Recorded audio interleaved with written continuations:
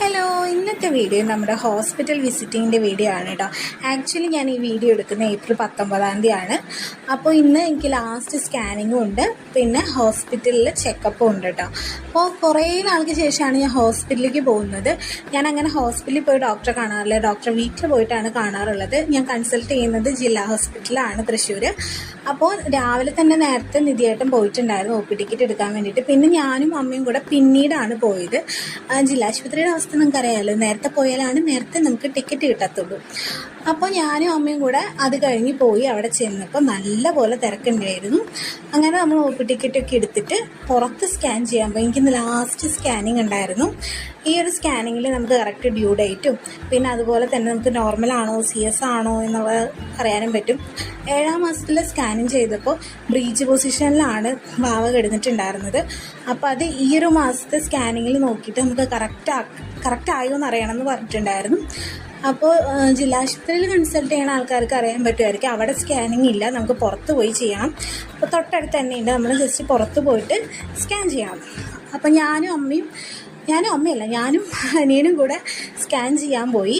അമ്മേനെ ഹോസ്പിറ്റലിൽ നിർത്തിയിട്ട് അവിടെ ചെന്നപ്പോൾ അവിടെയും മുടുക്കത്തെ പോസ്റ്റായിരുന്നു ഞങ്ങൾ. അവിടെ ഡോക്ടർ വരാൻ കുറച്ചധികം ലേറ്റായി. പിന്നെ ഒരു 10 മണിയൊക്കെ ആവാറായി. പിന്നെ ഡോക്ടർ വന്നു, സ്കാൻ ചെയ്തു. കുട്ടി നമ്മുടെ വാവ അങ്ങനെ ഹെഡ് ഡൗൺ ഒക്കെ ആയി വന്നിട്ടുണ്ട്. പിന്നെ അത്യാവശ്യം നല്ല വെയിറ്റൊക്കെ ഉണ്ട്. ആൾ കുഴപ്പമില്ല, ആൾ ആക്റ്റീവായിട്ട് ഇരിക്കുകയെന്ന് പറഞ്ഞു. അത് കഴിഞ്ഞ് ഞാൻ സ്കാനിങ്ങിൻ്റെ റിപ്പോർട്ട് കിട്ടാനായിട്ട് കുറേ നേരം ടൈം എടുത്തു കേട്ടോ. നമ്മൾ അങ്ങോട്ടും ഇങ്ങോട്ടൊക്കെ ഇങ്ങനെ കിടന്ന് നടന്നു. എനിക്ക് അധികം നേരം ഇരിക്കാൻ പറ്റത്തില്ലല്ലോ. അത് കഴിഞ്ഞ് പിന്നെ നമ്മൾ നേരിട്ട് ഡോക്ടറെ കാണാനായിട്ട് പോയി. അവിടെ നല്ല തിരക്കായിരുന്നു. പ്രഷർ നോക്കാൻ ചെന്നെടുത്താണെങ്കിലോ മുട്ടിക്കത്തെ തിരക്കോട് തിരക്ക്. അവിടെ ഇരിക്കുന്ന ആളെ ഉറങ്ങി പ്രഷർ നോക്കണ പോലെ എനിക്ക് തോന്നിയിട്ടുണ്ടായിരുന്നത്.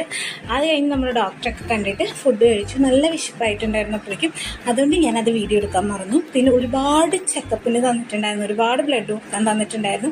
പിന്നെ അതിൻ്റെ ക്യാഷൊക്കെ അടച്ചു. ബ്ലഡ് മുകളിലും താഴെയും അവിടെയും ഇവിടെ ഒക്കെ കൊടുത്ത് അങ്ങനെ ഞങ്ങൾ പുറത്തേക്ക് ഇറങ്ങി. കുറച്ച് ഷോപ്പിംഗ് ഒക്കെ ഉണ്ടായിരുന്നു, അത് ഞാൻ ഇതിൽ ഇൻക്ലൂഡ് ചെയ്തിട്ടുണ്ട്. ഭാവയ്ക്ക് വേണ്ടിയിട്ടുള്ള സാധനങ്ങൾ തന്നെയായിരുന്നു. അതൊക്കെ കഴിഞ്ഞിട്ട് ഞങ്ങൾ നേരെ ഒരു സർബത്ത് കുടിച്ചിട്ട് നേരെ തിരിച്ച് വീട്ടിലേക്ക് പോന്നു. ആക്ച്വലി ഞാനിവിടെ എത്തുമ്പോഴേക്കും ഏകദേശം ആയിട്ടുണ്ടായിരുന്നു. എൻ്റെ അവസ്ഥ ഭയങ്കര പരിതാപകരമായിരുന്നു. തീരെ വയ്യായിരുന്നു കേട്ടോ.